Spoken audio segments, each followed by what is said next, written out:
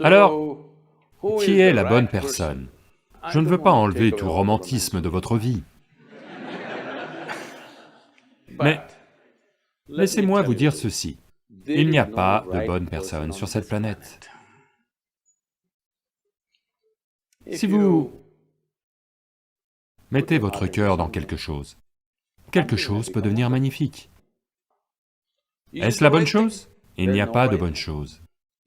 Personne n'a jamais trouvé la bonne personne nulle part, d'accord? Si vous partez dans ce genre d'état d'esprit irréaliste, j'ai trouvé la bonne personne, oh, vous serez bientôt déçu. Vous devez comprendre que la bonne personne n'existe pas. La première chose est de voir si je suis la bonne personne. Oui, suis-je la bonne personne? Il n'y a pas de bonne personne sur cette planète. Si vous comprenez, vous avez vos bêtises, ils ont leurs bêtises, on peut ajuster les bêtises aux bêtises, et continuer ainsi. Nous devons comprendre que l'on établit des relations pour différentes sortes de besoins.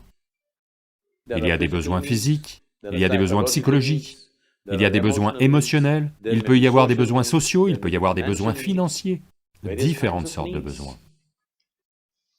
Donc quand vous allez vers quelqu'un avec tant de besoins, vous y allez en tant que mendiant, et un mendiant ne peut pas choisir. Allô? Un mendiant mange ce qui vient à lui, n'est-ce pas? Et il ne peut pas choisir.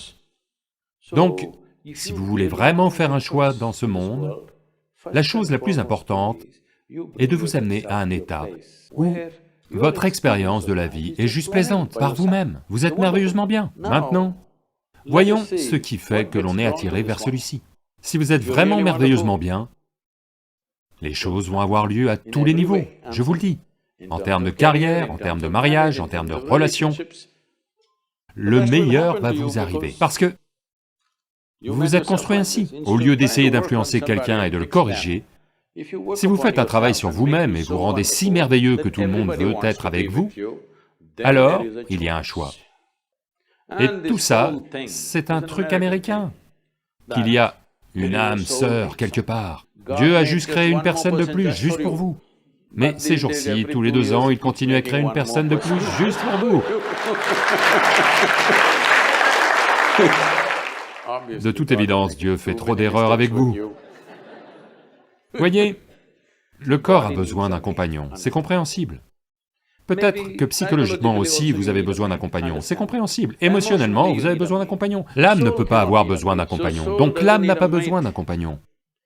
Et aucune personne n'a été faite parfaitement pour vous non plus. D'accord? Cette création engendre toutes sortes d'idiots uniques. Si vous comprenez que vous êtes une sorte d'idiot et que les autres sont une autre sorte, vous comprendrez leur incohérence, parce que vous savez que vous avez les vôtres. Si vous pensez que vous êtes parfait et que Dieu vous a choisi, et qu'il a fait une autre personne parfaite ailleurs, vous courez à la catastrophe. D'accord? Une telle chose n'existe pas.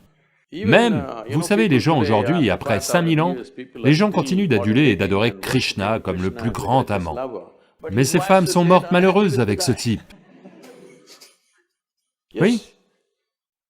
Donc, vous ne trouverez aucune personne parfaite. Si vous investissez un sens profond d'implication, quelque chose de merveilleux peut se produire.